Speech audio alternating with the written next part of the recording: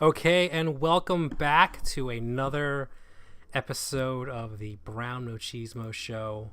I am your host, welcome Brown Machismo, and I'm very excited for tonight's guest. It is the one and only ThePunHitWonder. But before we get into that, let's do some housekeeping, see what's going on in the world.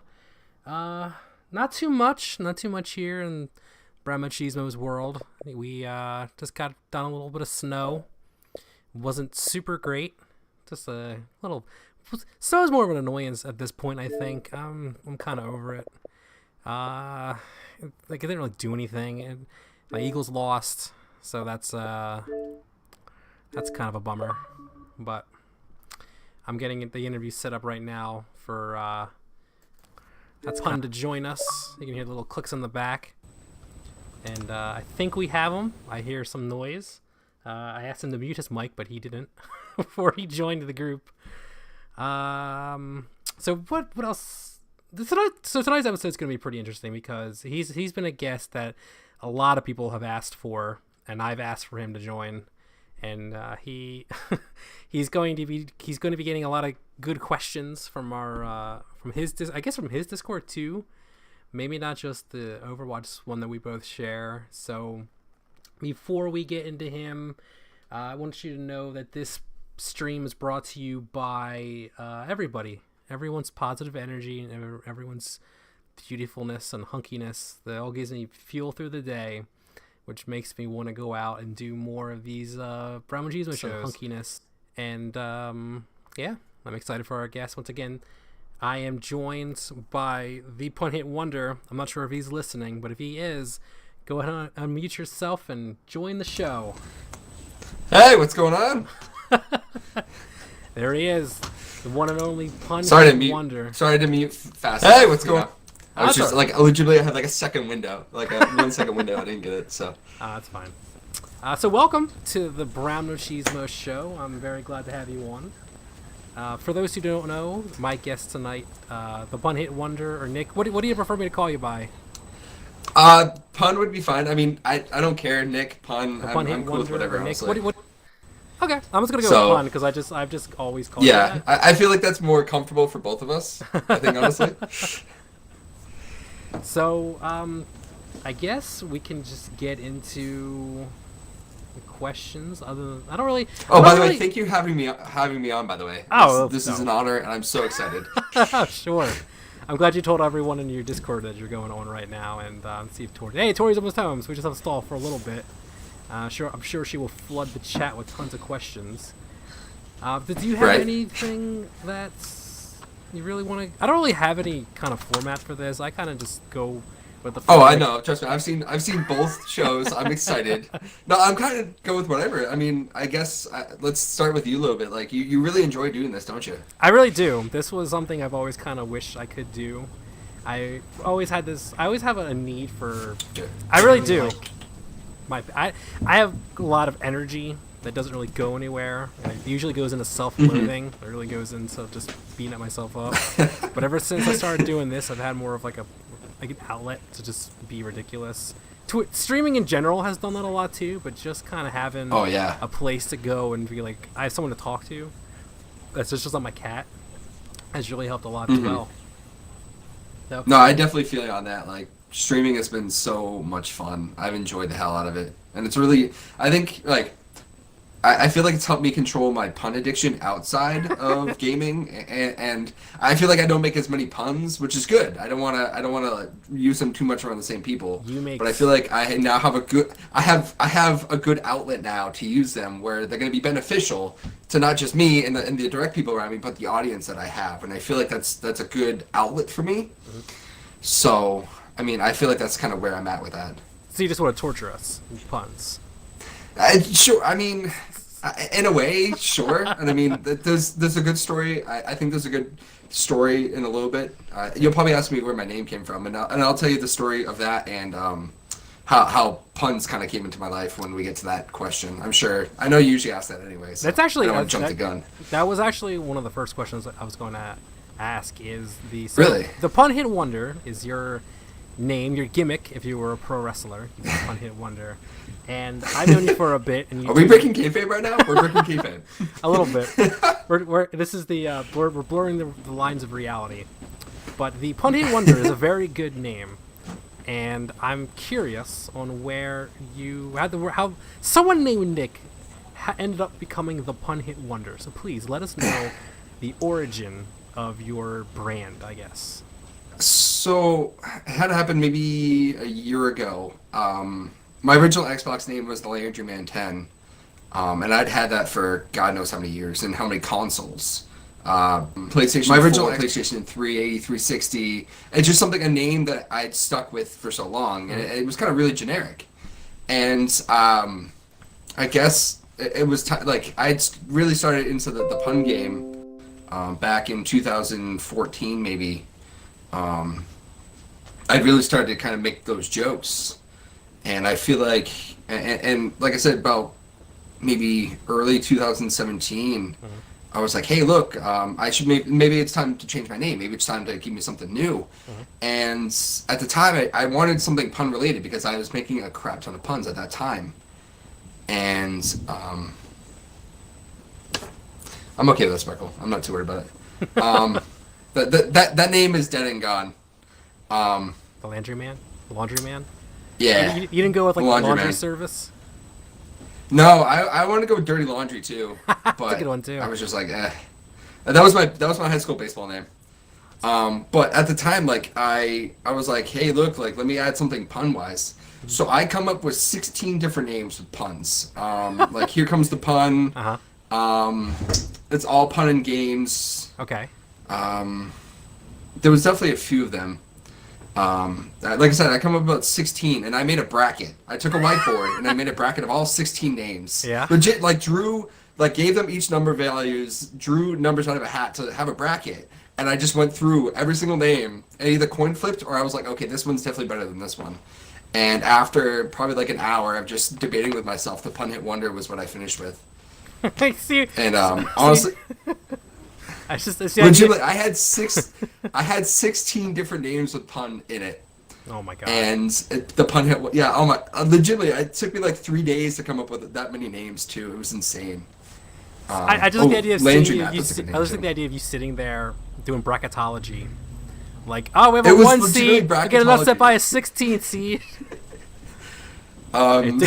Dick Patel's sitting there going "That's right, baby, get that pun." Legitimately, that's what I did. I spent about an hour with a big whiteboard just going through it. So what are they? So you named a couple of them. Do you remember all 16 of them? Let me see. I think I have a list somewhere. Maybe on my Google Drive. I should have it somewhere. It is deep in my archive somewhere. Oh boy! And like I said, I might have a picture of it. If anything, I saved it in a picture, and I just gotta find it. If I don't find it now, I'll definitely find it later on. Okay. And I'll show you the bracketology that I had. It was, like I said, the names were kind of crazy and out there. Like I said, the big ones I remember were Here Comes the Pun, Here Comes the Pain. It's all pun and games. Let's see. The Pun Hit Wonder, of course. Like I said, that was probably one of my favorites going into it, too. But I was like, let me see what I can really think about. Like Puntendo or something? Yeah, I had The Punisher. Oh, yeah. That's kind of a given. Yeah, that was a given one too. That was actually one of the first ones. I was like, I was gonna have the and then PUN be all caps, and then Isher was gonna be regular, and I was like, that's too generic. That's not creative enough. I'm trying to think of outside the box ones, like the Bun right? Cylinder or something. There's some crazy ones that you can come up with. I try to think of words like one, fun, done. Anything that rhymes with pun, I try to come up with. I Googled words that rhyme with pun, and I just try to do my best with it. Like I said, I come up with 16. I know I have the bracket somewhere. Well, if you get a chance to find that while we're having our conversation, I would love to learn some more. I'm sure you'll be on again if this continues. Hopefully. I'd love to. I enjoy this so far, and it's been 10 minutes, if that. Okay, so you're the Pun Hit Wonder now, and you just bombard people with puns. Has it been your go-to thing since you were a kid, or is this a relative new passion? So I think it started. It started probably back in about 2013, 2014. Mm-hmm. I never really made jokes or puns before. I was kind of a shy kid in high school. I was kind of the kid who kind of fit in with everyone, like jocks, nerd kids, band kids. I kind of fit in with everyone, so I didn't really have like an identity. I just kind of, I was just Nick, the guy who could fit in with any group and be cool. And then once I got to college, I was good for about a year, and then I joined the fraternity, and then I kind of started to get a little bit of a name there. Mm-hmm. And like right around 2013 is when I started to make jokes. And honestly, just I don't really know when it started. It just kind of it just started to come out and about, and like it picked up, and then my close brothers started to notice it. They started making jokes with me, my best friends down there, the people I work with, because I worked at a restaurant down south for 4 years. Thankfully, I was behind the bar, so I could make bartending puns, and they just poured right out. It was crazy. I just had a tap, full of them. They were excellent too. Let me tell you. You can't turn it off, folks. But, it's like a disease. it legit just flows. But no, it was. I just started making jokes then, and it just picked up, and now it's a disease. It's definitely legit. a disease. It's bad. It truly is. I don't really know when it started. I'm gonna see if I can find that bracket too while we're talking. Yeah, like I said, I know I have it. I just have to find it. Oh yeah, please. If you find it, let me know. But it's just the idea of you like some people go to college and they find themselves by doing like service work, or they do like Habitat for Humanity, or they go and be like, oh, I road tripped across. I went abroad for a semester and I found out who I am. And you are just some guy behind a bar just making puns of people while they're trying to drink their sadness away. That cracks me up. I mean, the place I worked at was legitimately a minute off of my college. So it was a good amount of college kids. And then also the school I went to was right next to a military base as well. So there's a lot of military guys and a lot of college students. Mm-hmm. So I had a very unique... it's a tough audience. A very unique audience. Yeah, it is. So I figured, and food is a great topic of conversation and a topic of jokes for anything. So, I mean, I just worked puns into that. Mainly it was food, or sports, because it was a sports bar. It was like a sports pub, restaurant type thing. It had a weird ambiance to it, but at the end of the day, it worked. So I was able to use that as my audience, and it really kicked off, along with my fraternity brothers and a few other people as well that I trusted with my jokes. And then I started using it around the ladies. It worked a little bit with them. So some of them liked it, some of them didn't. And I was like, hey, it was a hit or miss. But it was definitely interesting for sure. So you talk about where you went to school actually leads up to the first question that I got in your little questionnaire form is so you went to college down south and you have you have a degree in criminal justice? Yeah, I have 2 bachelor degrees. Oh, really? The first one is in justice studies, which is essentially criminal justice, and the other one is in applied forensic science. So those are the 2 degrees I have, and I definitely plan to use them at some point in time. I'm just kind of on a different path apparently. Mm-hmm. So, but yeah, and then I was 1 class away from getting a minor in law. I just never got that class done. You can get a minor in law? Yeah, it's basically like you can get you can major in like a big thing and get a degree, but you can also get like a concentration in something. Okay. Okay. At first, I was going to do justice studies with a concentration in forensic science, but my senior year they made forensic science into a major, so that's why instead of 4 years, it took me 5 years so I could get that second major. Okay. So what made you get interested in going for criminal justice? Back in the day, back in like high school, I was always a goody two shoes. I was straight edge. I behaved myself. I thought, I wanted to. I still want to do this. I want to change people's lives. I want to help people out, and I feel like being in law enforcement, I'm able to assist people when they're in the toughest of times, whether it's a car accident, whether someone got murdered, something big happened. I want to be able to help people out in that sense. Mm-hmm. I've always been a helper. I've always been a support character, like why I made Lucio. And why I'm a Reinhardt. I want to protect. I want to serve. I want to support. And I feel like that's the best way to go about it. And also, one of my favorite shows with NCIS, and I wanted to be Leroy Jethro Gibbs, like to a T. I wanted to build a boat in my basement. I wanted to just be, this cool gray-haired looking detective. So. Is he's the taller guy, the older taller guy with like the gray No, hair? yeah, he's the other guy with the gray hair. Mark Harmon, great actor by the way. Yeah, Mark he's Harmon. in some really good movies. He too. saved people in real life. Mark Harmon. Huh? He saved people in real life. There was like a car accident, I think. Yeah. And he like dug them out. I remember the that. Car exploded. Wow. So you were influenced to go into law enforcement through Mark Harmon, which is a very common thing for people, men of our age, to be influenced by Mark Harmon. Yes. Mark Harmon influences a lot of people. Let's be real here. He's one of the better Marks. He's not quite Mark Hamill, but he's up there. Oh, hands down. So you went to school for criminal justice, and you have 2 degrees, and you want to help people. But you brought up your main, which before I started playing with you, I would not have assumed that you consider yourself a Lucio main.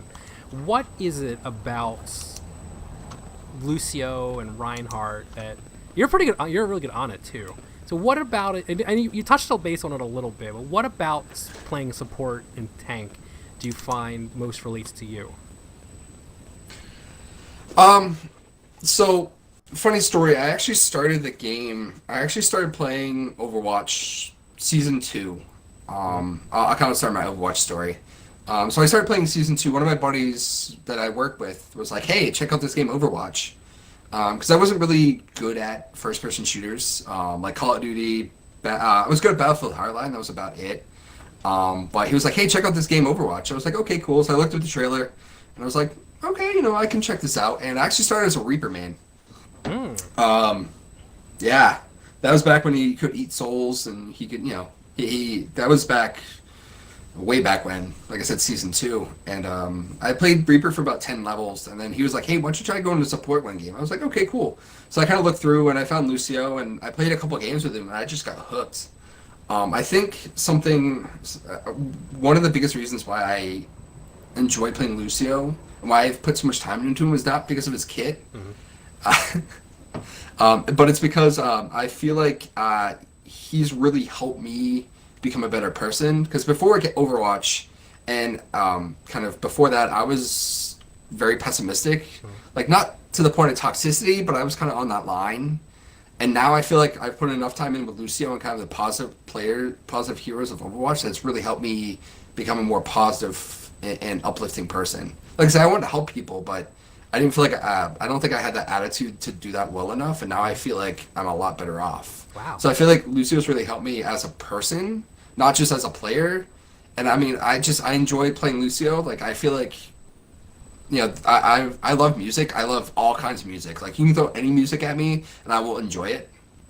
Like, I mean, I listen to Diamond City Radio from Fallout 4 all the time. Like I'm cooking, cleaning, even when I'm working, I'll have 1950s music on. I was listening to EDM and house music earlier today, country music, rock music, any type of music I love. I wish I could make music, and I played the trombone back in high school and middle school, but that's like the only really musical talent I have. So, but I just enjoy music. I enjoy listening to music, and I feel like I really meshed that pretty well with Lucio as well. So it's not just playing with him. It's kind of just like I feel like he's helped me become a better person. Wow. And when it comes to Reinhardt as well, I feel like I want to become more of a Reinhardt as well. Like get big, get buff, and be that big protector. And I feel like that's kind of like the law enforcement side of me as well. Interesting. That's interesting that you said that Lucio actually helped you become a better person.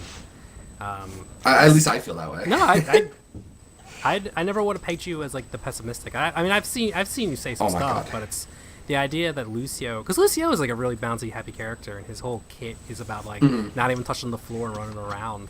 And it's just it's cool that you found someone who's just like, listen, like this makes me feel good. It's helping me make other people feel good. I'm all about it. So that's awesome. And the Reinhardt thing is because you're already a pretty big dude. So I'm 6'3", 240 right now. I'm almost a foot shorter than you and about 10 pounds heavier. Wait, you were like 5'4", 5'5"? I'm 5'5", yeah. I'm a small. Oh my god. Yeah. I'd say you're a small boy. I'm not. See, the thing is, like, I'm not small. I'm just like short. I'm a short king. I'm a national treasure. Yes. But no, but I'm like 240 myself. I'm I'm a thick boy. Mm. So Tori has joined us in the chat, and she says chunk hunk. Oh boy, here we go. And she says Chunk that hunk? when you said straight edge, she put the little X's around it because I was a straight edge kid for a while in high school too. But then she changed it back when she heard you said you loved being a Reaper, so she called you a straight edge lord. So that's very good. That's good. That is good. So oh god. Yeah. I mean, at that point when Overwatch had come out, I'd already been bartending, and I was already, I had already gone through my full frat stage. So I mean, I really can call myself straight edge at that point. Yeah, for somebody who's straight edge, you do beer reviews a lot. I mean, I think that was just my high school. No, I was like that my high too. school persona, be like, hey, yeah. I was Like, always we all more wanna be afraid like to a goody drugs two-shoes. in like high school. I'm sure no Really? one ever offered it to me, so I never did it. That's the thing too. All these things I've never done is because they never offered it to me. So in high school, I'm sure if like someone said, "Hey, have this," I'm like, "Okay, no pressure." But Ooh, no, drugs. yeah. Here you go. Like, oh no. I went to like one high school party, and I'm like, "This sucks." I kind of just want to go home and play. Like I didn't like. There was a big conversation in the Discord a little bit ago going to prom, and you went to a couple proms. I went to 4. That's a lot of proms. I didn't go to. So I went go to to a single one. my sophomore year. I went to one of my friends' senior proms. Okay. I went to my junior year. I went to a prom as well. I can't remember that one. And then my senior year, I went to 2 proms. Mine was Friday night, and my dates was Saturday night. So we went to 2 proms in 2 days. Wow. So I was at my prom Friday night. I had to work Saturday morning. I went to her prom Saturday night, and then I had to work Sunday morning. And at the time, I was a breakfast chef. Oh. So I mean, I went to stay until like midnight, 12:30, and I had to be into work for 5 a.m. So it was a long weekend. I remember that. What a party monster. I know my one party monster today, back in high school before college happened, and then I just partied way too hard. Oh boy. So that actually, I'm getting really good at segues. The segue is the next question on the Right. line here is, how does it feel to be such a stud?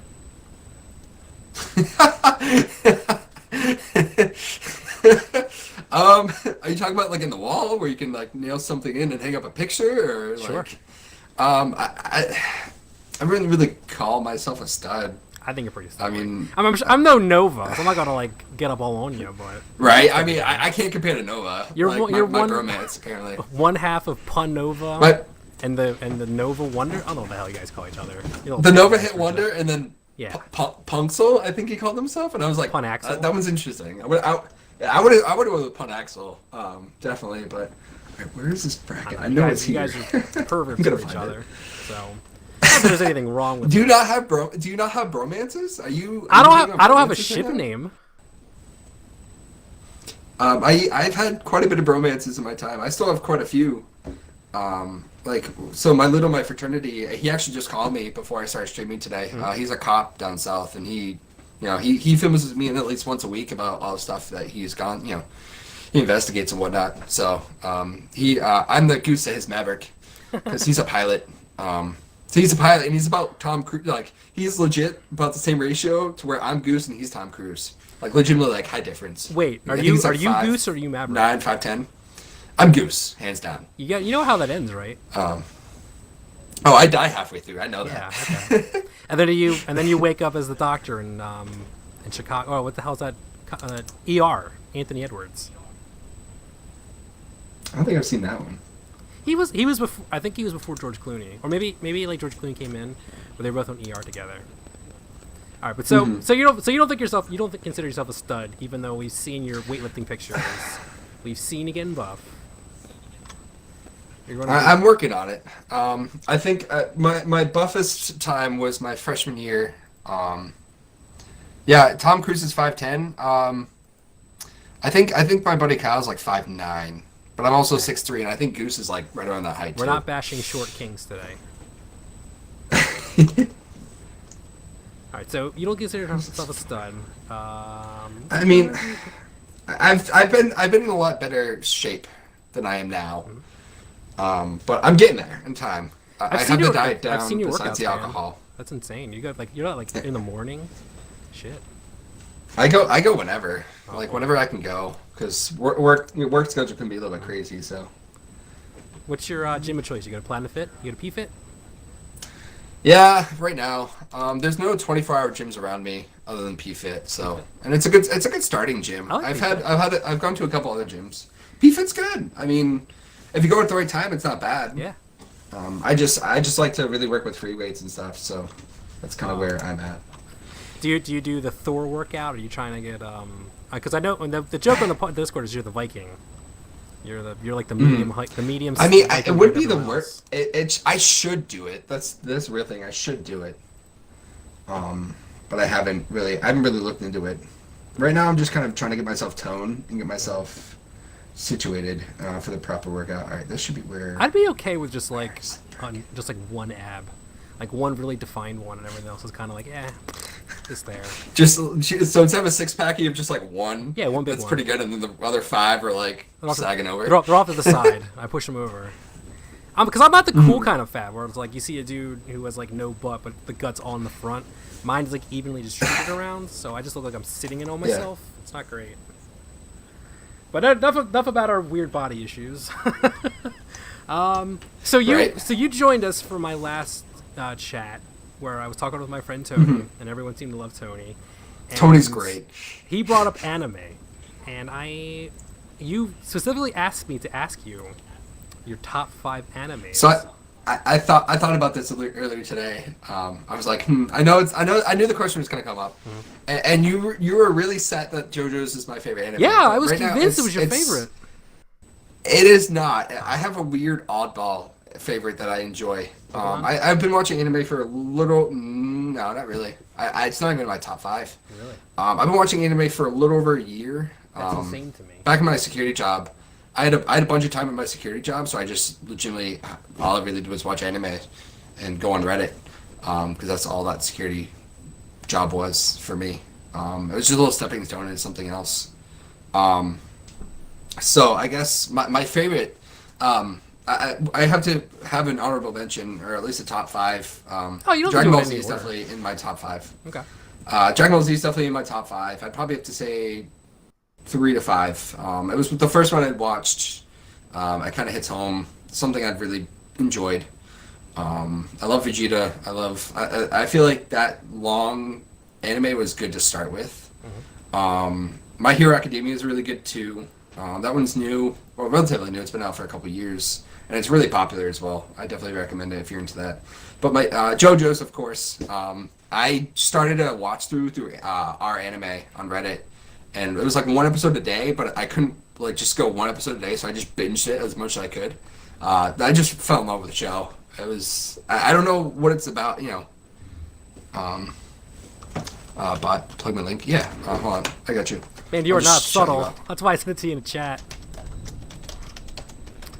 So I was convinced you loved JoJo's Bizarre Adventure. In fact, to prepare for this, I watched a little JoJo's Bizarre Adventure, so I had something to talk to you Really?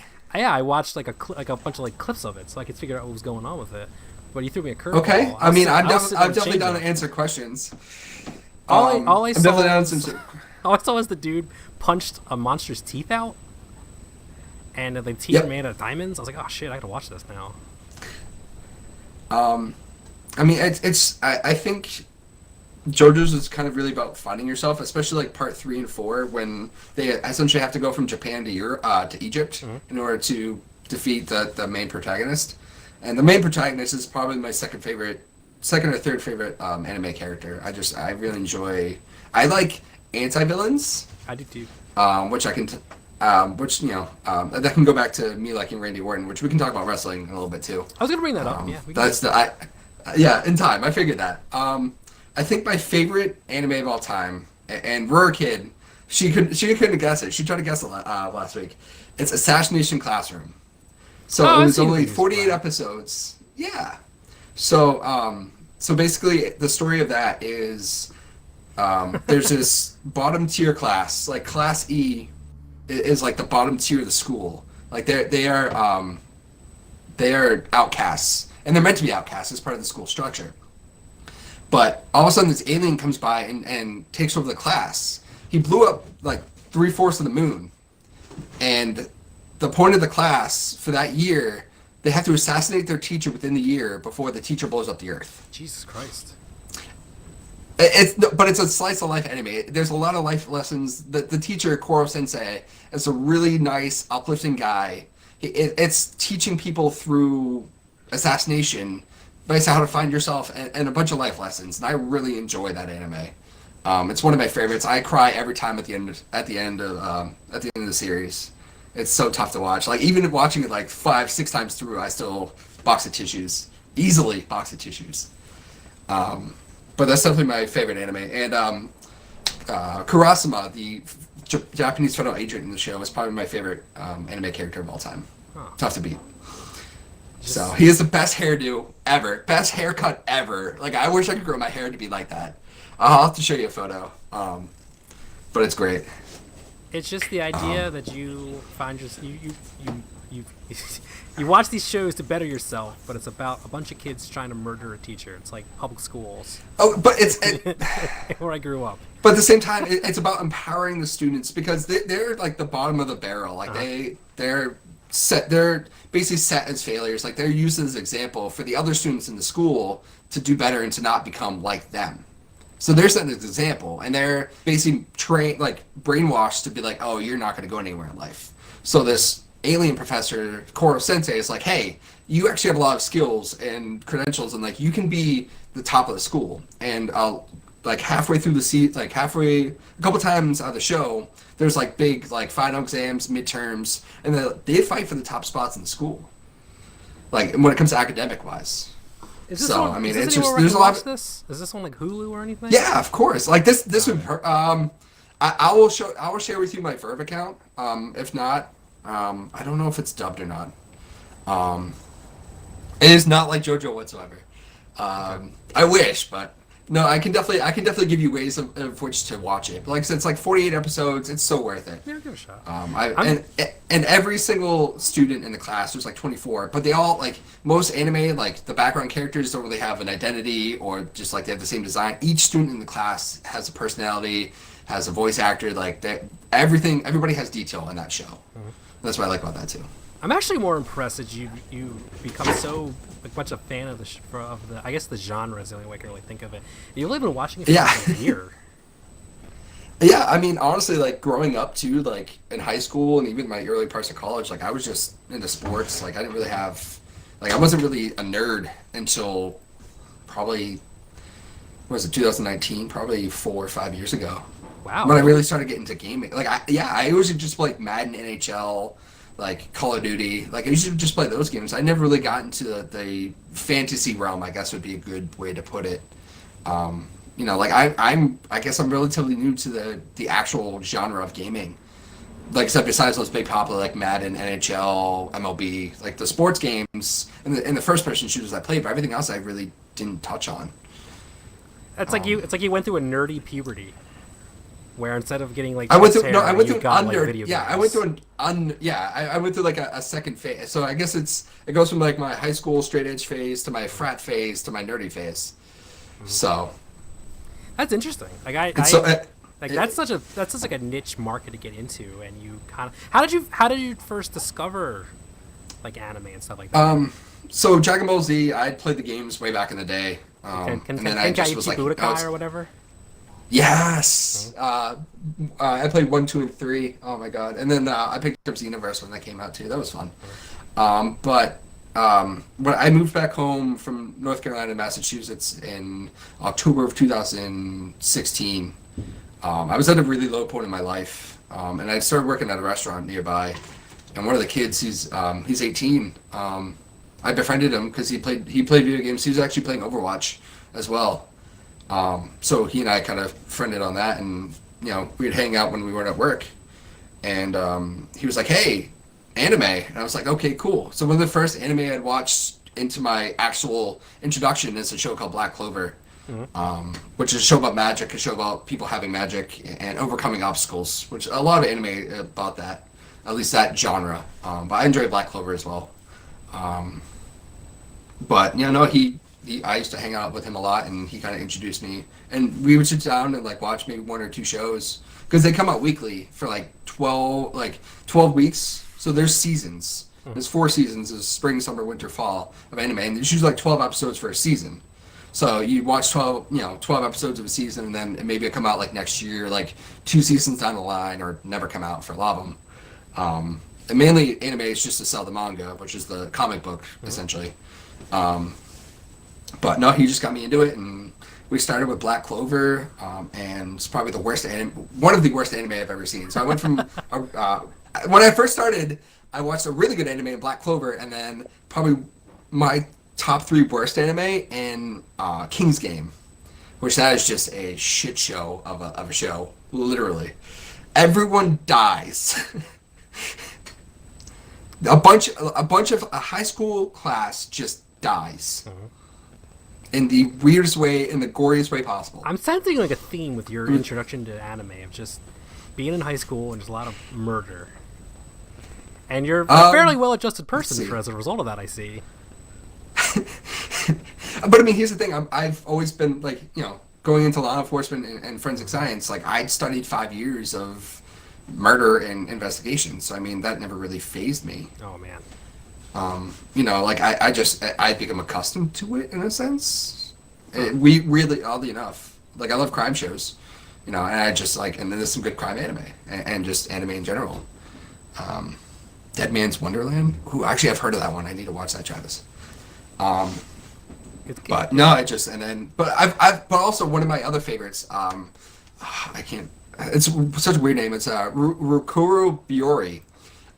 Probably the best slice of life anime I can recommend. It's 4 dudes owning a coffee shop together. So this genre is called cute boys doing cute things. Yuri. Rukuro Biori. No, I'll have to. It's Yao? You? What's the one with the little boy, the man love? Is that what it is? Yao? Oh, Yaoi. Yaoi? Yaoi's man boy love, and then Yuri's woman girl love. Oh, both. But no, Yaoi. that's not it whatsoever. Oh, okay. I know nothing cute boys about doing anime. cute things. Like they're not into each other whatsoever. It's just hunks were owning a cafe together. Mm-hmm. Oh, so it's you and Nova. Yes. That's your and they have a friendship. cat too. Oh, that makes it even better. They have a cat at the cafe. It's just great. They make tea and desserts and love it. That's the opposite of blood and gore and teacher murder. It's just 2 boys and cats. See, but I like to mix them up too. Like I like to have blood and gory. Yes, I like to have blood and gory, but then I also like to have slice of life. So I try to blend a little bit of everything together. That way I'm not just straight up all blood and gory, that one else, slice of life. I like to mix the 2. And Panova goals, yes. Panova goals. It's such a good, it's just a 12 episode little, one episode has a little theme to it. It's so nice and peaceful. It was soothing, honestly. It's just I like the idea that you were like this like cool frat dude, and then you became like an anime nerd, and you've really found yourself. Like you're currently wearing a Lucio hat, you're wearing an Overwatch sweatshirt, right? Talking about boy animes. I just find it very interesting. I mean, I'll touch a little bit on my frat days. Yeah, go ahead. I was never the biggest partier. I mean, I did party, don't get me wrong, but a lot of the parties I went to, I was babysitting. Oh, okay. So the position I had in my fraternity, I was one of the founding fathers. Like, I was one of the first meetings. Like, we're talking like 16 people came in and were like, hey, let's start this up. And we went through 18 months of, recruiting, going through the whole process. Like, when we sent our petition to charter, which becomes a full recognized chapter, it was 282 pages long.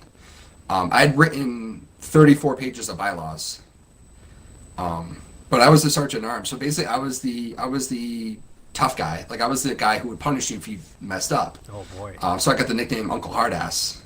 So a lot of the parties I went to, I'd have maybe 1 drink, but most of the time I was making sure nobody was breaking crap, harassing people. Like, I was essentially law enforcement at the party.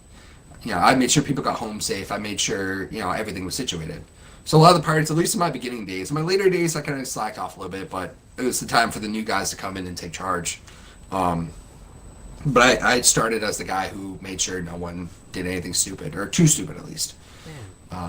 You really are a big protector. You really are the big crusader. I don't know. I always, I wanted people to have a good time, and I felt good in knowing that people were having fun, but they were also being safe as well.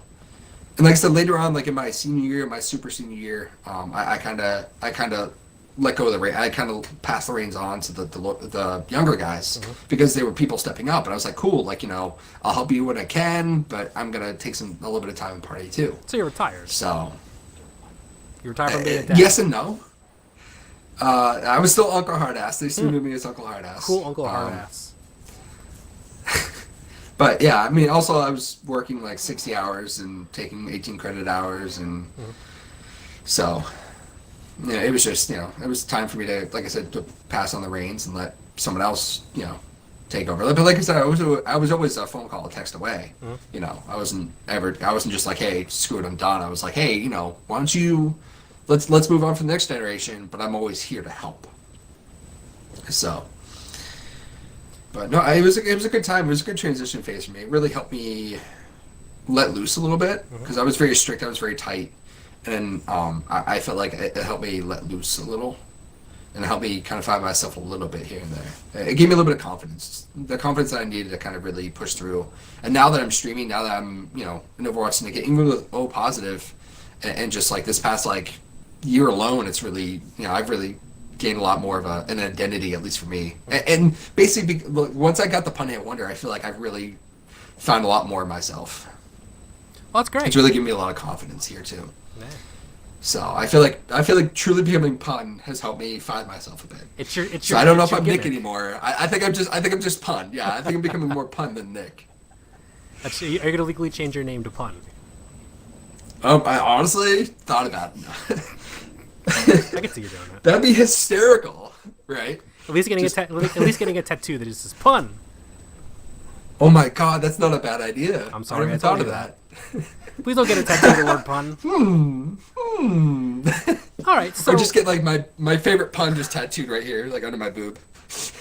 What's your okay? I don't know why I did that placement. What's your? I was gonna wait for this as like the final like ultimate question. You kind of brought it up a little bit. What is your favorite pun of all time?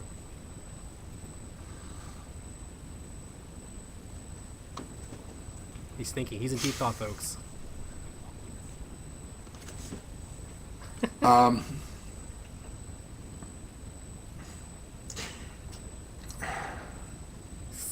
can't really say I have a favorite one. Like I feel like I'm. When it comes to me making puns and me using wordplay, it's very observational. So it's whatever is in my surroundings. So people are like, hey, come up with a pun. Like, it's not, at least for me right now in the stage I'm at, it's not that easy. Like, I can do it, but it's going to feel forced. Like, my best puns come when it's completely natural. Like, I'm just, I'm there in the moment. I'm doing, like, I'm gaming or something happens. And just when I'm not thinking about it is when my best puns come out. So you're saying you don't have fast twitch pun muscles right now? I mean, I can. No, I'm saying but at the you're same on Twitch time, right I don't now. like. What do you, I think I'm. what do you? We're on Twitch right now. So you don't No, have I'm fast just trying twitch to. I'm muscles. Oh, I get it now. I was like, wait a minute, what? No, I understand that. Like when people tell me to like tell them a joke right away, I'm like, that's not how it works, man. You gotta, Yeah, like, it takes some. Yeah, like it's got to be like Rorkid says in chat. It's got to be organic, and I feel like it's a lot better organically. Like a lot of my best puns, like it was a Friday night in the kitchen. Like we were, just like 75 people deep when it comes to cooking food. Like we're stressed, our backs are up against the wall. Some of my best jokes have been on the line to de-stress, like to help the kitchen de-stress. Because like it's a very stressful time to be on a cooking line Friday night. Full house, everyone's just going balls to the wall. To make a joke in that atmosphere, to get people to laugh when they're stressed the hell out is, that's where I really shined. And like even in comp games, like I try to make jokes because it lightens the tension, and I feel like that's really why I make jokes. At least in my sense, it really helps my anxiety and to kind of relieve my anxiety to make jokes. And I feel like that's the biggest reason why I started to make them, because I was a bit of an angry kid. I was very angsty in high school. Like I was the quiet kid. I had a bit of an anger issue. And I think as time went on in college, I started to move from anger to anxiety. I don't know why. I don't know where it comes from. I got to talk to a therapist about that. But that's besides the point. I feel like as I moved from anger to anxiety, my humor started to grow with that as well. So I think the more anxious I got, the more jokes I made to relieve the anxiety. And I feel like it's really, like, I'm not, I still have anxiety issues, sure, but I mean, they're not that bad anymore because I make these jokes. Because I make myself laugh, I make myself feel good, and more often than not, people laugh at them. Sure, they groan, or they'll comically groan, but most of the time they're good. Yeah. Most of the time they're good, solid jokes. Like I'll get a groan, but they'll smile with it too, and that's what I really enjoy about that. Like they'll groan, but they'll smile, and that's what I want. Or even the sigh, even the like they don't mean it as in like I hated the joke. Like it was a good joke, but I can't give you credit for it. And that's the goal of me making puns and wordplay is that was good, but I hate you for it. I see that you speak like a true like artist. I know as someone who people would say like do this for my own command, and you're like it's hard to do that. It's hard to hard to do. It's hard to manufacture. It has to come out like breathing. I just do it. Yeah. I don't go out of my way to try to do it. And it's so when when I asked you for your pun, I didn't realize it was going to get like it really you really got like not offended by it, but you got like this is how I am as a person. And hearing you talk about how you were using this humor to kind of like relieve your anxiety is something that I can really relate to because I use humor kind of the same way. I do it to break tension. I do it as almost like a coping mechanism as a way. So I'm glad you found something that like makes you feel good by making other people feel good because I really relate to that. I don't use puns as much, whereas like I'll use like kind of like wit humor. But I really understand where you're coming from that. I really respect that. And I mean, and a lot of people, I consider it an art form as well. Like, I mean, some people write, some people read. I can't draw worth crap. My stick figures can draw better than I can. And I mean, I've written here and there, and I mean, I enjoy writing, but it's not something I'm going to sit down and do. I mean, I can and I have, and I mean, and like I said, I play a little bit of music, but I'm not that artistic in that sense. The only art style I really had before was cooking. Like my passion came in cooking, and it still kind of is. I still like to cook. I just don't do it as much. But I feel like wordplay and puns, I feel like are now my art form and how I express myself creatively. And I feel like that really helps me relax. Like I said, some people will draw, paint, make music. Puns and wordplay, that's kind of my creative outlet. And I mean, now that I get to stream, now that I started streaming, by the way, thank you to T Sparkle and to It's Felgoth for being two of my big inspirations for streaming. And hopefully, I know T Sparkle is here a little bit. I know Felgoth is streaming now. I'll definitely clip this to let him see this. But like, I feel like now that I have an audience, and I feel like now that I have friends to play with, Overwatch, other games, I feel like now I have an audience to help people even more than I could before because I'm just a huge fan of helping people. I aim to please. That's always been something of me. It's like I just want to be like, hey, like let me help you in any way that I can, whether it's making you laugh, whether it's being a listening ear, whether it's to make you food or drinks. Like that's just how I've always been. And so like now that I have a bit of an audience and now I'm starting to like as my community grows, I want to help more and more people, and that's the biggest reason why I stream. It's because it's like, I have fun playing games, but I feel like I can help people whether they're having a rough day. I want to be like, hey, let me make some bad jokes. Let me really just be like, oh, I can't believe you just said that. Like, oh my god. But that's why I make these jokes. For me, yes, but also for other people. And it's just, I guess the Pun Hit Wonder was born. And I feel like the Pun Hit Wonder is probably the best suited name for something like this. Like I said, I have to find this. I'm going to find this bracket somewhere. I know it's here. Oh, but I'll look at it after. This started off as like I meant it as a joke, as a pun, but this is probably one of the more like deeper conversations I've had on this show, and I really appreciate you opening up to it. I really do. I really enjoy deep philosophical conversations. And one of my first streams I had on Fallout 4, Rurikid was there. I had a follower at the time, Drikta. I mean, he came in and just asked a drug question, went ahead. Like just like basically running away, like a hypothetical situation of running away, starting a new life, and I was like, that's really cool. Like I enjoy deep conversations like this. Like right, Rurikid, you remember that guy. I have not seen him since, unfortunately. But I mean, it's just I love deep conversations like this. Like I could have this conversation all day.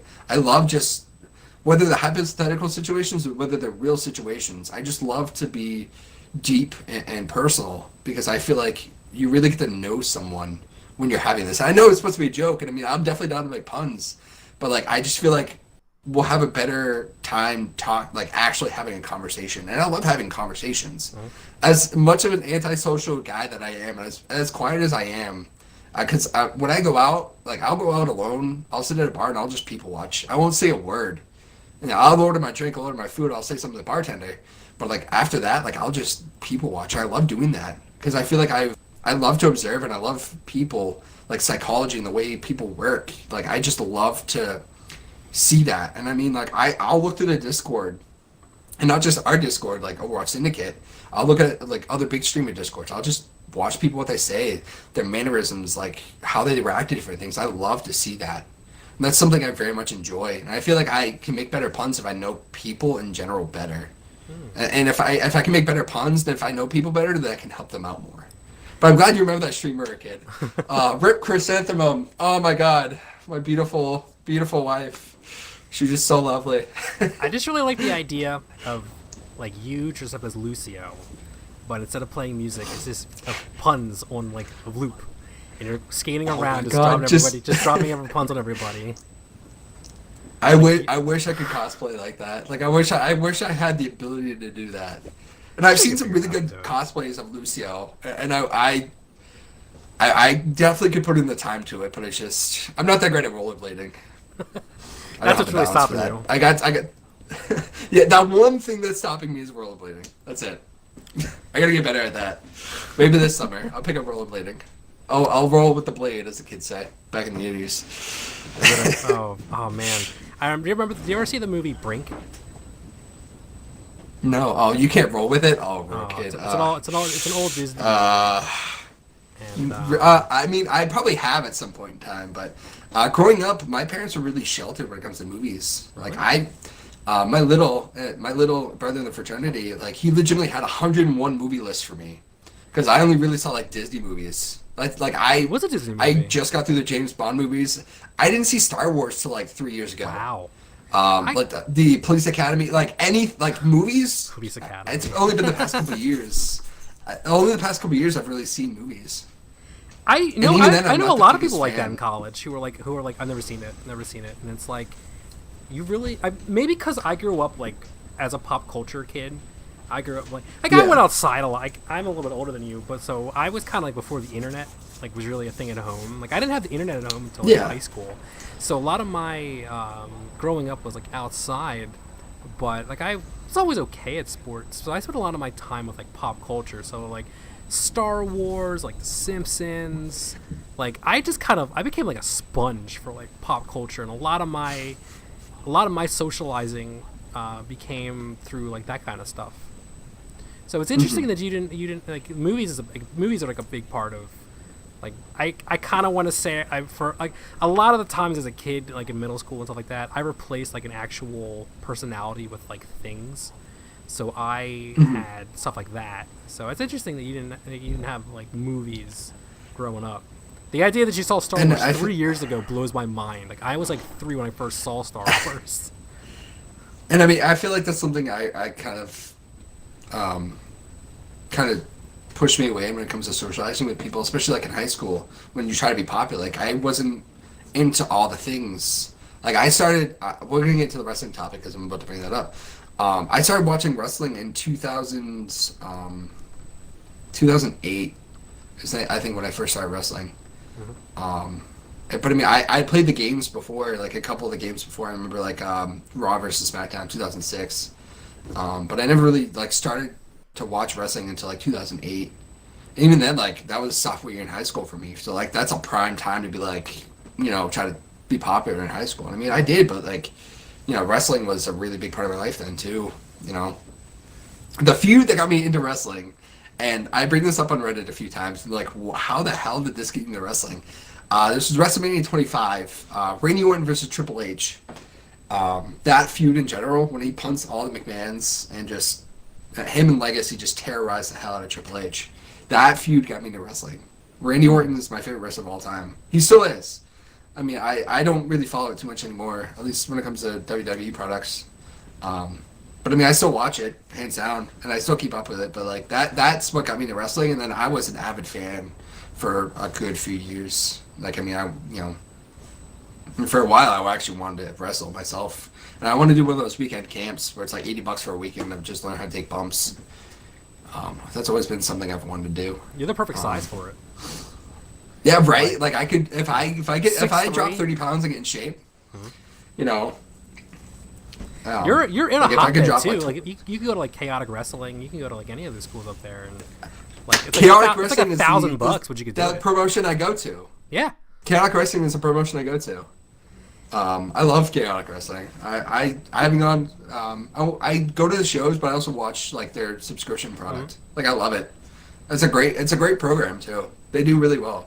I got into. I'm glad you know about that promotion. Oh yeah, they're huge. Oh, I mean, maybe they're not huge, but like, I know of them. Like they have a lot of stars that came from there.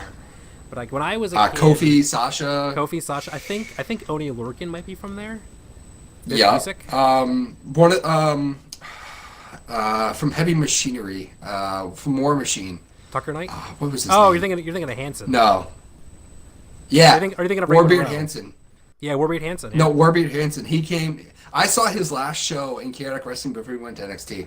Oh wow. One of the big names right now is MJF. Yeah. He just got signed with AEW. He does a lot of shows with Chaotic. He's 22. That's insane to me. So, and I actually got a photo with him. He's like 5'10", 5'11". We were at a high school, and he had to stand up on the bleachers, and I cut his weight down big time. He put his hand on my shoulder, and like he grabbed my shoulder. Like he legit like dug his nails in my shoulder for me making short jokes at him. It was great. I think you could do it, man. Maybe that could be your thing. It'd be your gimmick. You could just be the big boy who hugs people. Oh my god. Legit, just my ring name just be Pun. That's all. All your moves would be like the clothesline, or I'm trying to think of like puns for wrestling names. I'll come to. I haven't really. Right, I'll have to think of something to write them down later. When I was a kid, let me know your wrestling story because I kind of want to know that. When I was a kid, it's a shame that Dylan's not here because I know he's a big wrestling fan too.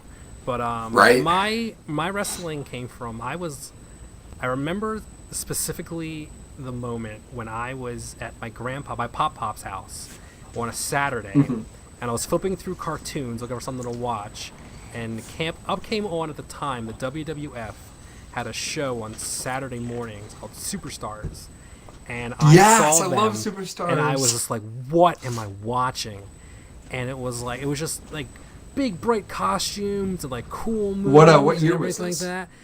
I want to say like 94, so I must have been like six. Okay, so you were getting right into the Monday Night Wars. I was kind of right before it. I grew up in like 90. It might have been actually 92, because I was a really young kid. Because I was in middle school during the Monday Night Wars. For those who don't know what the Monday Night Wars is the WWF had. Well, your toad is invisible. The WWF is and it's going through your picture. Oh my god, is that Ryan Seacrest? I don't know who that is.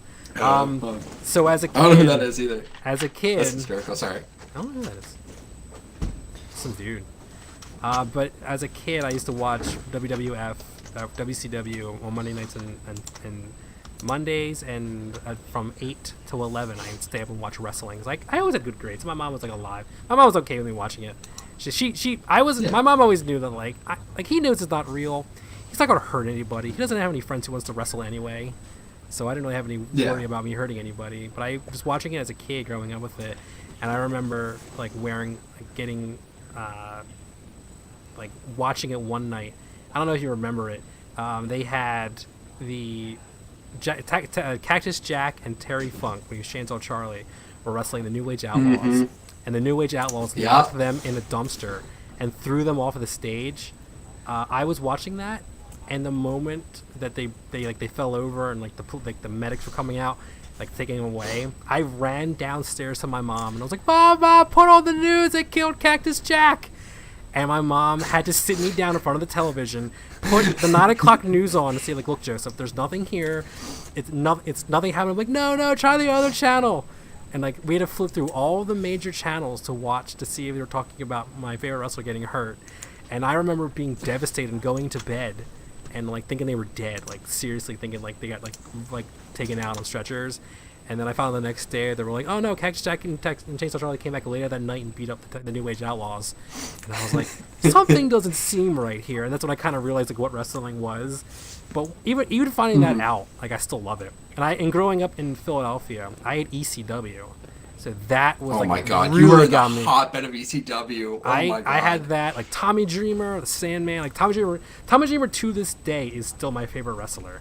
And he sent me a message on Twitter on my birthday once, and I marked the hell out. Really? I asked him if he would, and he did. I was like, "Hey, Tommy Dreamer's my birthday." He was like, "Hey man, happy birthday." I was like, Tommy Dreamer. So Tommy Dreamer came to Chaotic Wrestling last year, yeah. And I got a photo, and I got to talk to him for a little bit. He's such a nice guy. He's a pretty chill dude. Yeah, he's great. Yeah, no, legitimately, like, I mean, he didn't really do much that night. He was in a 6-man tag team, but I mean, felt awesome.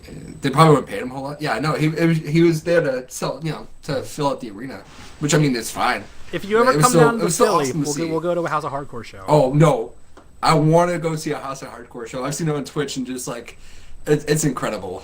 Yeah, the ECW arena is like a landmark. Like, for those who don't know what the ECW arena is, I just want to see in South Philadelphia, on I think 7th and Ballin' Tasker, Range.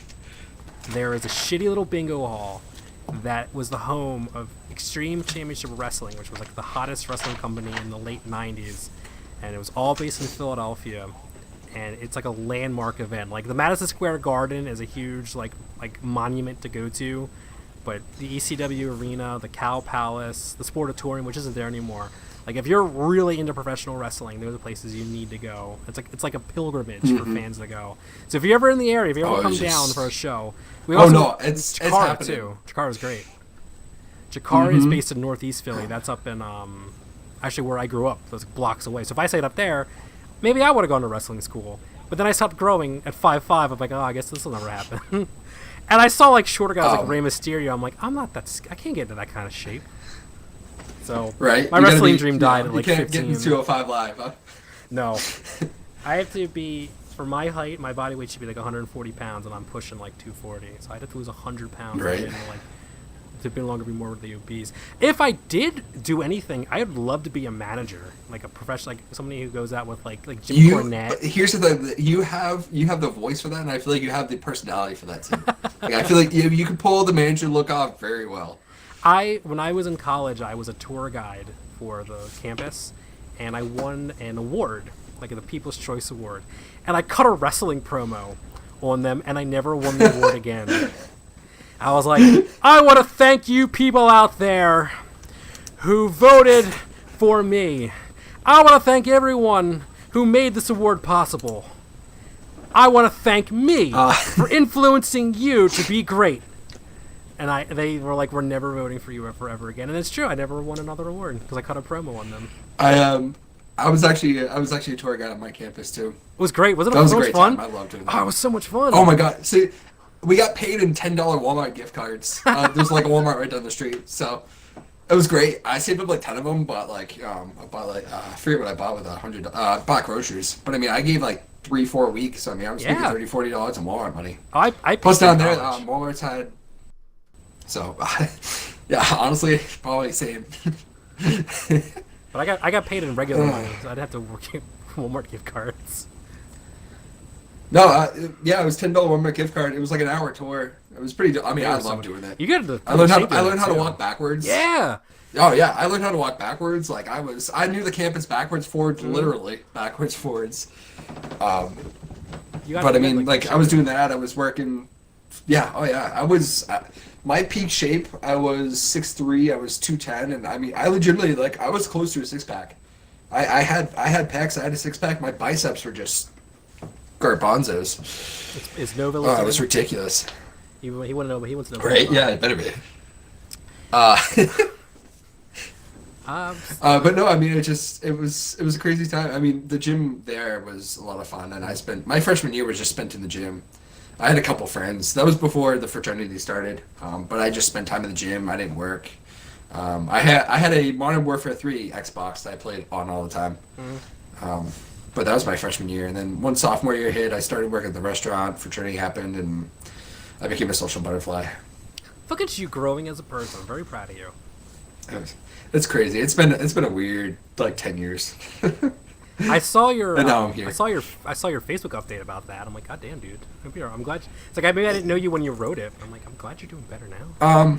I mean, ever since I moved home, like I said in 2016, October, and I mean, it's just I was in a toxic place. I was legitimately like toxic, like physically. Like I was drinking a lot. I was bartending. Just I was in a bad place. I was, I needed to come home because everything just gone to shambles at that point. Um, and I mean, it's been kind of a rough transition because the last place I really wanted to move was home. Sherlock. I should probably talk about my analysis at some point too, but I'll get there. But it was just like I needed to move home, just for every reason under the sun, and it wasn't. It was kind of the last place I wanted to be because I moved. And like I went away for college because I wanted to explore and do something new, and so the last thing I wanted to do was come home. But I knew I had to just to kind of find myself. And I think I've gotten to the point where like I'm now getting there, but I'm still missing a key part, I guess. And I mean I'll find it when I find it. Yeah. But I think with O Positive and Overwatch Syndicate and streaming and you guys, like I consider you guys in the Discord as some of my best friends. I got my bromance now. You He's in know, the chat by the way. He just says I'm here. yes, all Pun. the time. No, no, I mean it's just like I feel like you guys have really let me be me, and it's been weird because I had to be other people. Before, like in the fraternity, I had to be kind of the uncle. I had to be like a hard ass, which I owned it and I loved it. But at the same time, I knew it wasn't me really. And now as Pun, like I feel like I'm starting to really become me. Oddly enough, I'm legitimately becoming a joke, but it's like I'm becoming the definition of a bad joke, and I'm okay with that because I love making puns and wordplay. Papa Pun, I love it. One thing that I know, like personally, is as I got older, is like when you say something you want to find something, it becomes more like you find what you don't want, and like you start Oh yeah. narrowing down, like you have this big wide scope of everything, but then as time gets older, you're kind of like, oh, that doesn't really matter anymore. Like, yeah, that doesn't really matter anymore either. Like I used to be really self-conscious Yeah. about like everything I've ever did, like, and as I've gotten older, it's more become like, who gives a shit? This makes me happy. I'm gonna do it. And even like I just turned 31, and so I feel like my 20s were figuring out like stuff that doesn't matter, and then 30s been more of like, okay, I know what I really want to work on, and so that's something that I can. It's something. It's not really advice. It's just kind of like that's what getting older is. So like you say you went home. Like I went to Millersville University, which is like 2 hours away. I've never left the state, and now all I want to do is like now that I have access to things, I'm like, you know what? This is what matters to me now. I want to go to here and do this and do this. And starting this podcast was a way for me to learn more about like what I want to try it to see if I like it or not. Because one of my biggest things that I've always had is I don't know. If I've never done anything, I just assume I don't like it. So like I've never done this before. Like I assume I wouldn't be good at it, and then getting everyone's kind of like positive reaction to it is really like I want to do this more. It's kind of similar to your puns where it makes everybody happy. It's like this is making me happy because it's making other people happy, and it's like a creative outlet. So it's Oh, this has been a great time. I'm enjoying the hell out of this. this And is I could great. keep going on for a long time too. This is great. We've actually been going for about an hour now. I'm willing Yeah. to keep going if you are. I mean, we always come back and do another. Oh no, We can go for I don't another want to. hour. I still got a few more things I want to talk about. Okay. So Um, this conversation has weirdly jumped between jokes and being like a real deep, and I really enjoy that. But I I think it's been a good mesh though. I feel like we work well with each other, which has been great. Even not just on the Overwatch playing field, but just conversation back and forth. I think it's been good. Yeah. Um, Do we have any more? But- I mean, I got a ton more Yeah, questions for you. yeah, no, feel free. Pick a random question out of the hat. Okay. I'm down to. One of I'm my down to favorite change the topic questions I always ask everybody is, "What's your favorite dinosaur?"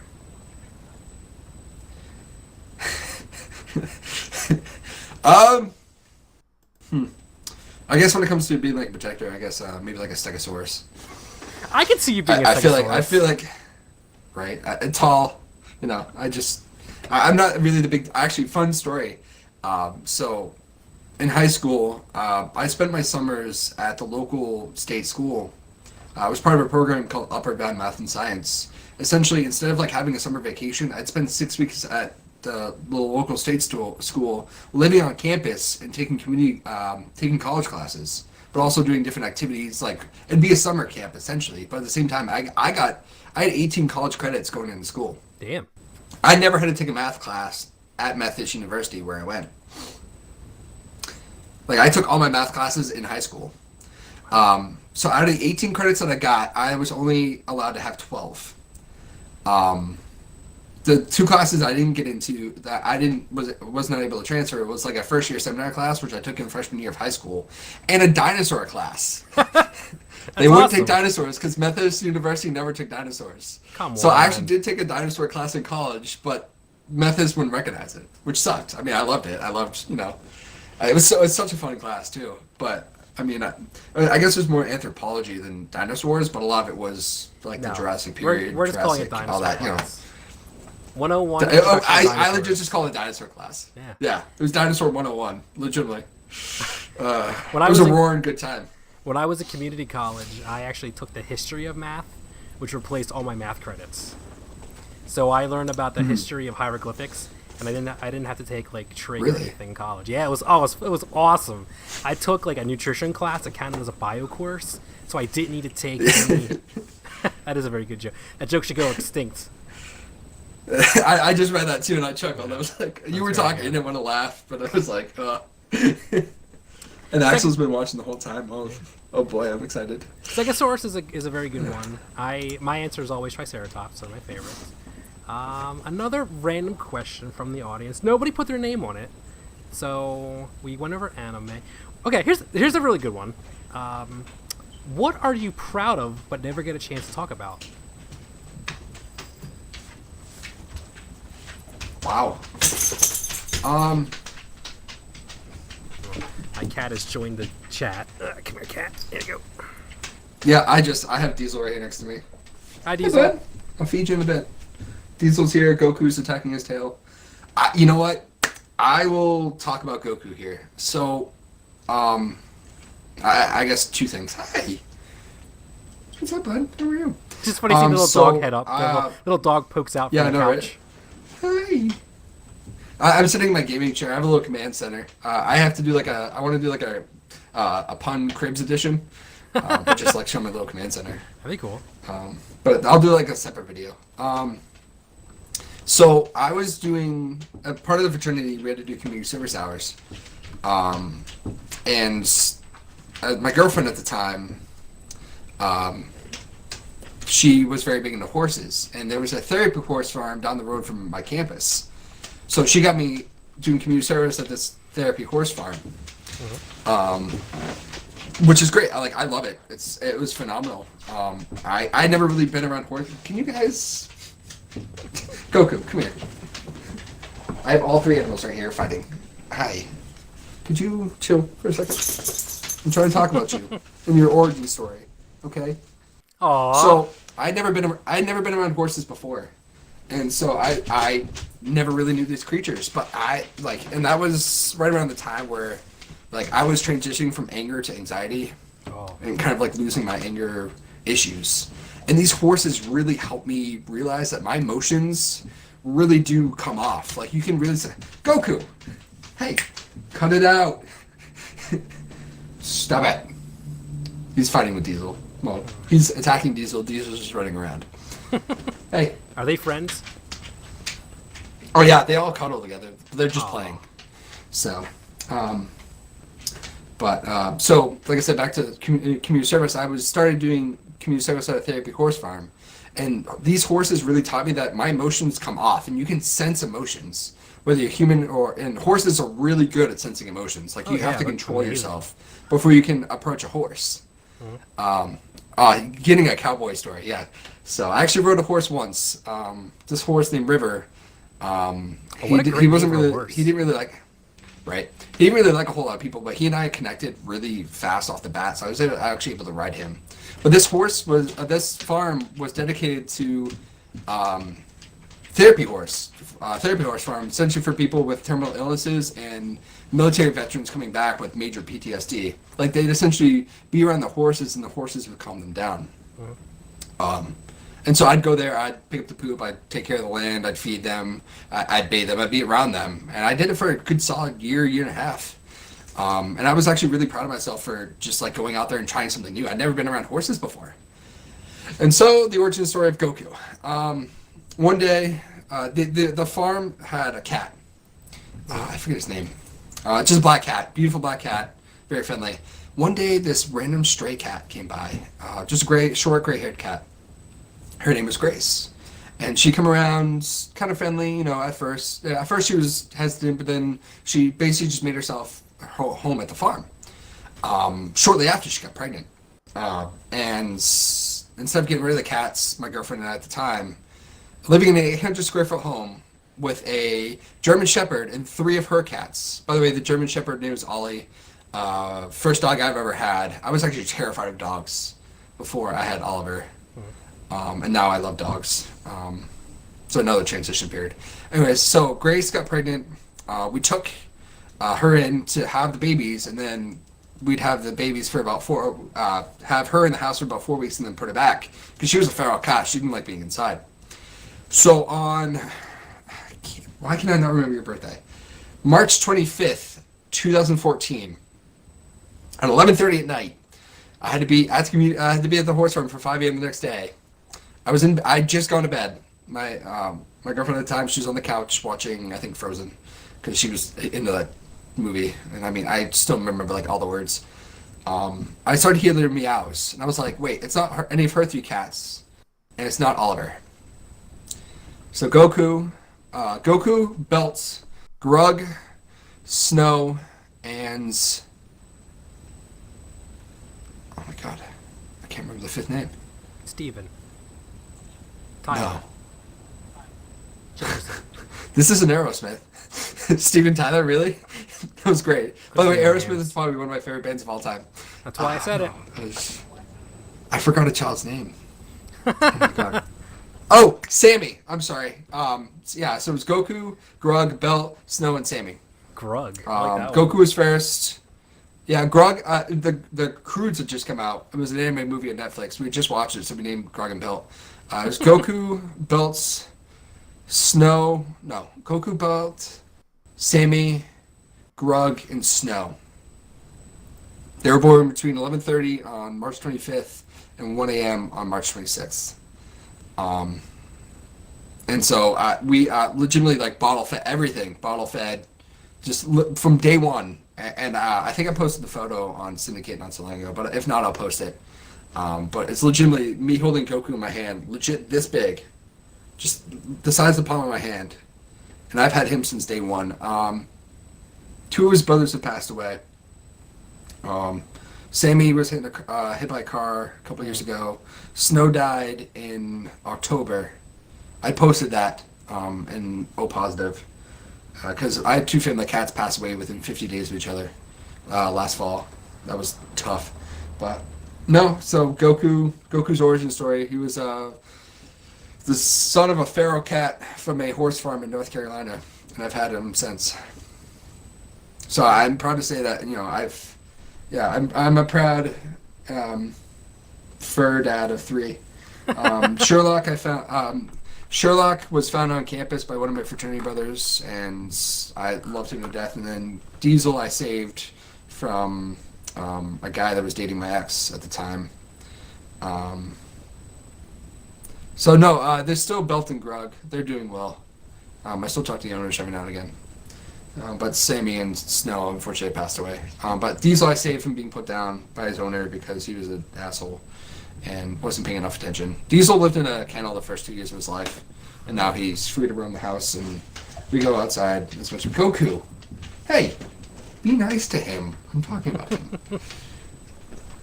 So I'm proud to say that I've gone from, you know, I loved cats, but I wasn't really an animal person. Now I'm a huge animal person. So I guess that's something I'm proud of. Tell me about Katy Perry, by the way. I want to know the origin. I want to know the origin story.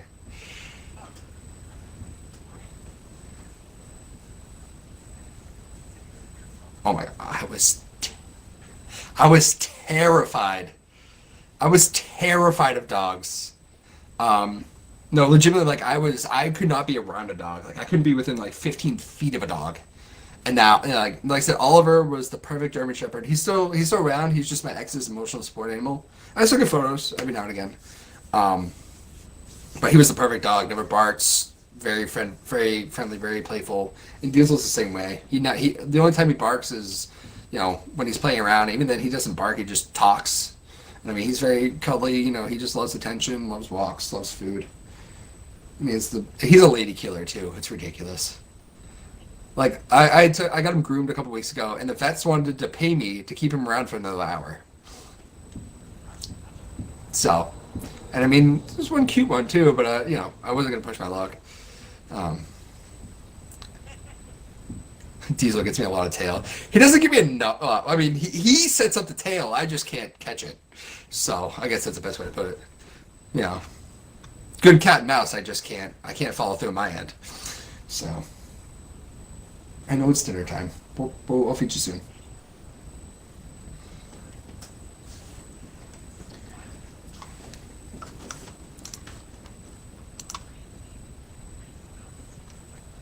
Mm-hmm.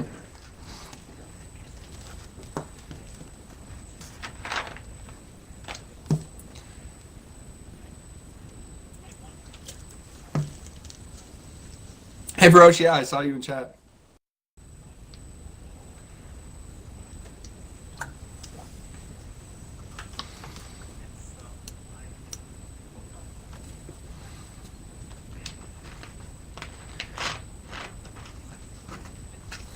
Mm-hmm.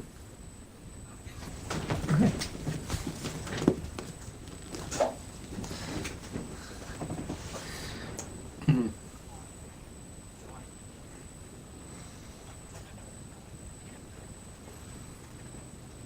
Yeah, apparently you muted on your channel. So, just a little segue. Well, that's fine. A little segue though. I just found my Koro Sensei doll. Oh, you really can't see him, but this is Koro Sensei. He's yellow. Nice. But yeah, no, you're. Oh.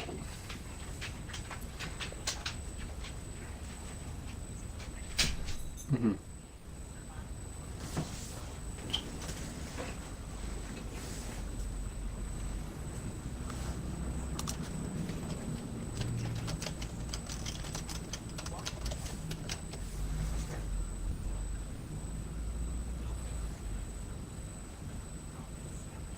Mm-hmm. Hold on. Apparently they still can't hear you. Yes, I asked if you could hear him, and apparently they said no. All right, guys, quick update. Katy Perry knocked the mic out, so little technical difficulties.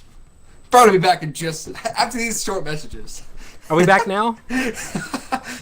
I can hear you. I don't know if your chat can. Hold on, let me hear myself. I wouldn't really hear you the whole time, but that's Xbox already, so. So Katy Yep, Perry. Apparently we're good now. Katy Perry. Cool, we're good. Katy Perry knocked the microphone wire out. I was just nice. This little, you little butt. I'm gonna kiss you so hard. My favorite insult to throw to Katy Perry is I'm gonna punch her in the face with my lips. So okay, for the third time, Katy Perry, depression. I was really sad, didn't want to kill myself, so I got a cat. Moral of the story is I'm still alive, bitches. No, so like honestly, I said, so like I have like I said, seasonal infectious disorder really gets me going, and Varosh can attest to that. I'm really like I can be really hard to deal with in the wintertime. Not like an anger thing, but like getting a hold of me. Like I'm not like I'm just like it's so cold. I don't want to do anything. I once went to the doctors and they took my vitamin D levels. Like the average person had something between like 18 and 40 is like a healthy range. I had 2. Yeah. And the doctor was like, that's the second lowest vitamin D total I've ever seen in a person. And I was like, drink some orange juice, what's the lowest one? A corpse? Jesus Christ. So I just don't want to do I don't want to do antidepressants anymore. I did it all through college and it fucked with me a little bit. So Katy, they were doing an event called Bark in the Park where all the dogs were like 50% off. And I was like, well, I don't really want a dog. So I went over to the shelter and I saw a cat. And the cat really didn't really give a shit about me. Just like I was like, I guess this is how cats are. But it had feline AIDS. It was it was positive. And I was like, well, I was actually going to get it. I'm sure it would have been fine, but the cat and I really never connected. And then there was this one little cat in the cage that nobody went near. And I was like, what's wrong with this cat? This cat seems great.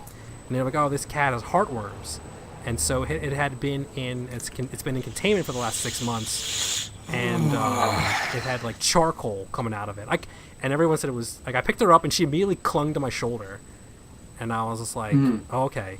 So we went over to the little room for her to test out. And she I guess she had never been out of the cage because she was just running around the building, like looking around, looking at everything, coming over, looking at me, running back around. And I was like, what's wrong with this cat? Like, why does nobody want it? Apparently, it smelled really bad. But I had a stuffed nose that day. I couldn't smell anything. And so she had a rotten egg smell from the heartworm medicine. And nobody wanted her because she smelled so bad. And then I took her home, and I read everything about like what to do with a cat for the first night.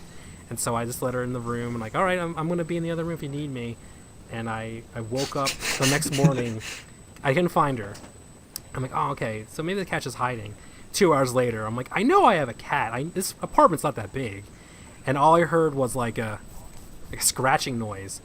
And I was like, it's coming from inside the couch! And I ran over, and I saw it. I thought she was stuck. So I got a butcher knife out, and I sliced the couch open in the back. And I was looking for, like, it was a recliner, so it wasn't like an actual, like, anything was there. And I climbed into the couch to find her. And I look over, and she's outside of it, looking at me. And I'm like, "Oh, you little crazy cat!" And then I took a nap, and I woke up with her sleeping on my back. I'm like, "Okay, this is the one. I'm in love with this cat," and I've had her ever since. It's proven, it's scientifically proven that cat purrs can cure anything. Yes, whenever I feel a little anxious, every night, I let her sleep all night. Yeah, every night. I'll lay on my back and Goku immediately comes up onto my chest, starts purring, and then licks my beard. Apparently, I need to shave or something. But every night I have Goku here, Sherlock on my left side, Diesel on my right. But Goku, you can't hear him purr, but you can feel him purr. Yes. Sherlock, you look at him and he just purrs so loudly, and then Diesel doesn't purr. But no, cat purrs can cure just about anything. Like hospitals need to invest more in cat purrs. For sure. I'm probably just like filled to the brim with like toxoplasmosis or whatever. Like whatever, I don't care. My cat's great. She bites and scratches me all the time, but to be fair, I bite and scratch her back. Honestly, you just gotta establish dominance. That's Katy Perry. So. But my cat doesn't sleep on my back anymore because she used to get like it used to be where she fell asleep like on my neck, but I sleep on my stomach, and so I would roll over and like throw her off the bed. So now what she does is when I hate going to bed like this, but I have to. I have to go to bed sleeping face down on my stomach, and my cat has to come over and do a lap on my butt, and then fall asleep on the gap between my legs. So she falls asleep like I make a little circle with my legs, like I lay flat, and she like curls around, stomps on the butt, and then falls asleep. And I'm like, okay, this is my life now. A lot of nights, Diesel will be in between my legs. We're talking a 50-pound dog. So I have to man spread Yeah. at night. And I'm just like, oh my god, Diesel. Really? Really, bud? Yeah, but it's the only way I can go to sleep now. It's ridiculous. But I mean, they're so worth it to have. Oh, yeah. Honestly, like, I'm with you. Like, if I didn't have these animals, I mean, I'd be in a very different situation right now. I don't mean If I don't I'm mean to go around. blue. Yeah, like I was pretty close. I was feeling like No, I mean, really I not great. definitely, I feel you. Like, these three have saved my butt many a time. I am not ashamed of the. I don't put it on my car because I don't want someone to steal it. But I definitely have one of those paw prints that says who adopted who, and very proudly displayed on my refrigerator. See, And I've never technically adopted, but I've definitely found them. I think I they actually found got me this when cat I for found free. them. When I went to the I forgot the that's part Really? of the story. Because it smelled that bad? No, because I went to I was like I said, it was barking in the park, so nobody went there for the cats. They all went there Yeah. for the dogs. And the lady was like, listen, like nobody's taking cats today. We need to clear the shelter out. Like we're essentially we'll give you the cat for free. I was like, oh shit, for real? Like, Wow. I made a donation because I felt like I should have. Mm-hmm. But no, they gave me the cat for free. They gave me like a kid at home to take care Wow. of her. I went right over to the pet store. That's and got her incredible. Stuff. So I got her for free. I made a donation to her. Her original name was Rosie. So like on all her medical records, it says Rosie. So I was originally going to call her Rosie Perez. But but then I said Katy Perry once in front of everybody, and they were like, "That's so good. You should be Katy Perry." I'm like, "Okay, yeah, her name's Katy Perry now." But I call her. I don't even call her Katy Perry. I just usually call her Fatty or Chubbs. Or Chubbies. That's my new name for her because she's a little overweight. But so am I, so it works. Goku got his name because it was in the heat of my like Dragon Ball Z watch through. So I mean, Goku just, and he's definitely more of a lover than a fighter. That's a good name. Sherlock got his name because when he first came over to the house, I had trouble finding him for a while. I found him in my shoe. I just got done cooking in the oven and it cooled off, but he had climbed into the oven and just Jesus took Christ. a nap in there. No, like the oven door was open and it was cooled off. Like I just let it cool off for a while. Oh man. I forget what I baked that night, but no, he was just like in the bottom of the oven, just hanging out. Like the door was completely open, so he was able to climb in. I found him in the shower. I found him everywhere. So he just loved to explore and he loved to investigate. So his name was Sherlock. I'd not call him asshole. Yeah. Because he'll go to the bottom of the stairs and he'll meow at 3:00 in the morning. He does not like me for some reason. Oh no. And then Diesel, he came with the name. So Do you live at home or do you live your own place? so I live in a 2-story house. My grandmother owns the house. Oh, okay. And I live on the second floor, so I'm a part-time caretaker essentially. Okay. Yeah, when I told my parents I wanted to move home, I was like, I don't actually want to move in the home. And I when I first decided, I was like, all right, I'm going to move back home. I called my grandmother first. I was like, hey, is your apartment open upstairs? I want to move home. And she goes, actually, I talked to a person 3 days ago about renting it out, but if you want it, then you can have it. And I was like, please do. Like, it's time for you to move home. I'm not doing well. Shit's hitting the fan. She's like, great. So I take care of her. She takes care of me.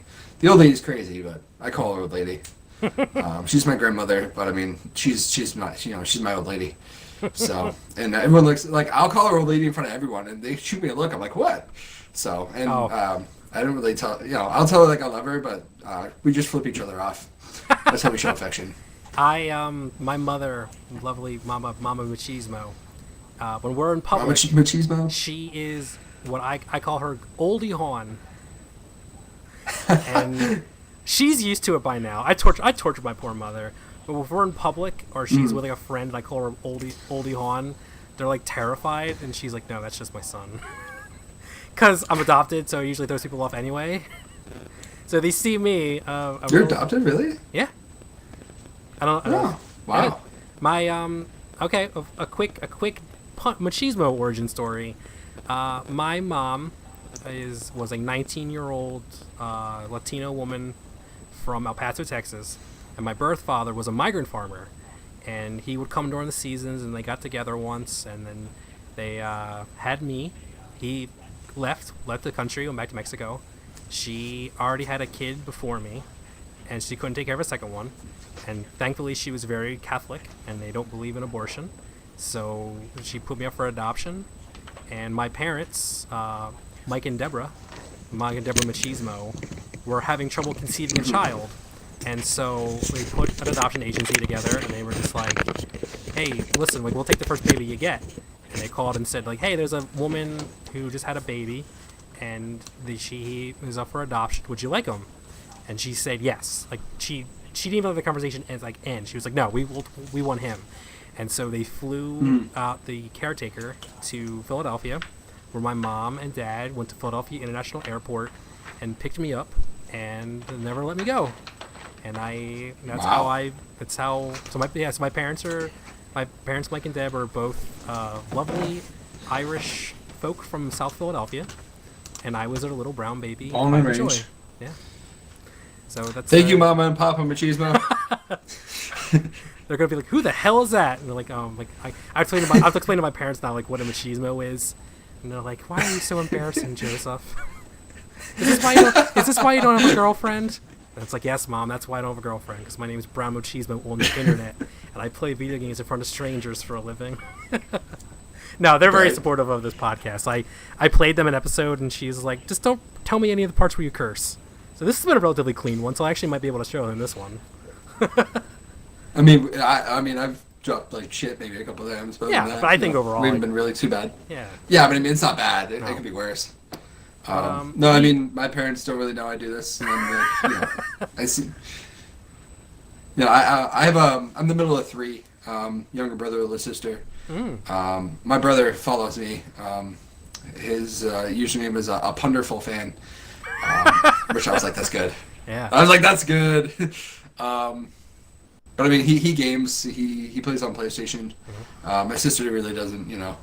She's not into the gaming world, but it's just my family doesn't really know much about this. My friends do, but because I blow up Instagram every now and again. But for the most part, like I said, I technically live alone. I guess. I mean, my grandmother's downstairs, but she doesn't hear.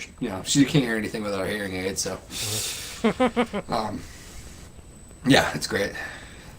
Well, we've been going out for about, I think we've been going for like 2 hours now, like at least an hour and a half. I know we're I think about an hour and a half. Yeah, I think we're gonna get ready to wrap it up. I think.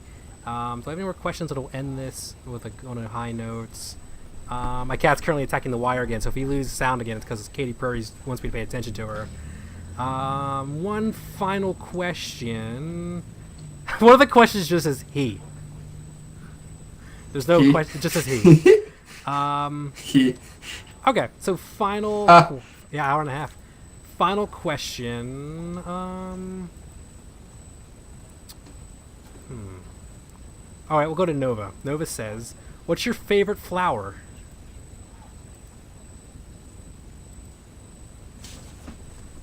If you have one. I can't really say I have a favorite flower. Usually, I'll like every 2 to 3 weeks, I'll just go to the store and I'll buy my grandmother some flowers and put it in a vase when she's like off at Domino's or something.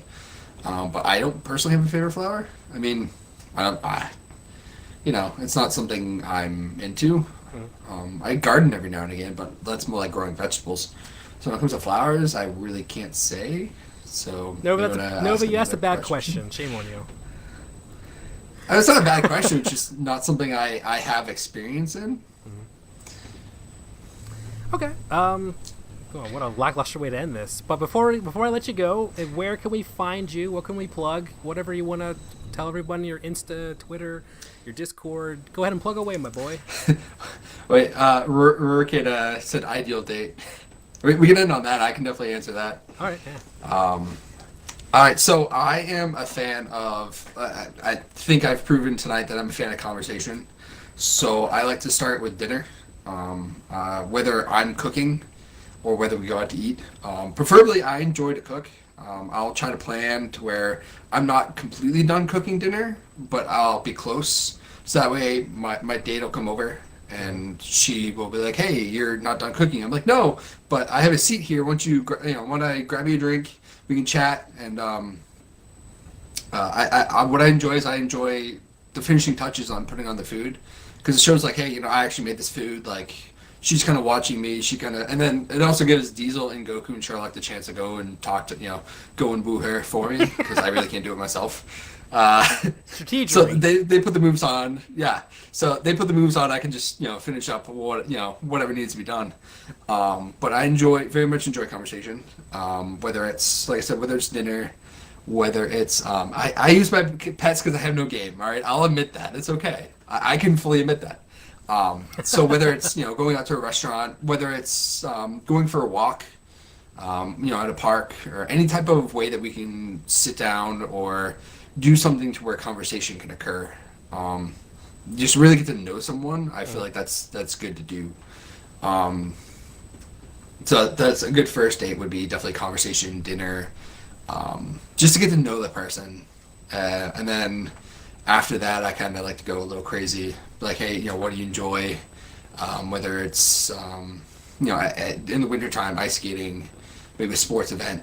I'm definitely just, like I said, how come the two guys in the bromance do the cutest dates? I remember listening to his and doing the stargazing. I've definitely done that myself. I used the horse farm as a good date spot a couple times. We went out there late at night, hung out with the horses and looked at the stars. That definitely worked. But it just I'm definitely whining and dining. That's definitely my go-to. Beer pong too. That's definitely a good way to do it. You want a good date? Beer pong. I can carry. Just make sure you're there and you can distract the other team. That's all I need. I just need a good beer pong partner. That's what I'm looking for in a relationship. A good beer pong partner. Ladies, if you're out there, we have a sweet boy with great pets. He's hilarious. He's sensitive. He can carry on a beer pong team. Ladies and gentlemen, that is the Pun Hit Wonder. I want to thank you for coming out here and joining us tonight. Pun, anything you want to... Twitch.tv/PunHitWonder, PunHitWonder on Instagram. So, those are my only two plugs. I don't have a Twitter. You don't have Twitter? I probably should have one, but... Oh, I tweet all the time. No, I used to way back in the day. I'm all about tweeting. But I want to thank you for joining us. This has been a great episode. I want to do my wrap-up. Yeah, no, that was amazing. Definitely want to do it again. Yeah, this has been a lot of fun. I'm going to let you go, and I'm going to do my closing act now. So once again, thank you for coming out. Sounds good. Have a great night. I'm sure we'll talk on the Discord You too. Before, but I appreciate you coming out. Oh, yeah. Well, yeah, of course. Thank you. All right. Thanks, bro. All right, there you have it, folks. That was a very long, very fun conversation that I just had with the Pun Hit Wonder. This was a lot of fun. It started off trying to be a little funny, and it ended up being really serious, and what I think really kind of threw me for a loop a little bit. I'm so used to like being silly and joking, and we got some like real deep conversations. But I want to thank everyone who came out and asked questions and came out, or also was able, like listening in, and like I know he was on his stream. His stream was cool because he had a little picture of him with a little video of him. He had a little spider thing at the end of it. That's great. But thank you all for another episode of the Brown Machismo Show. We're getting the credits ready to roll, and I want to say thank you for having a wonderful night, and good night, and see you tomorrow.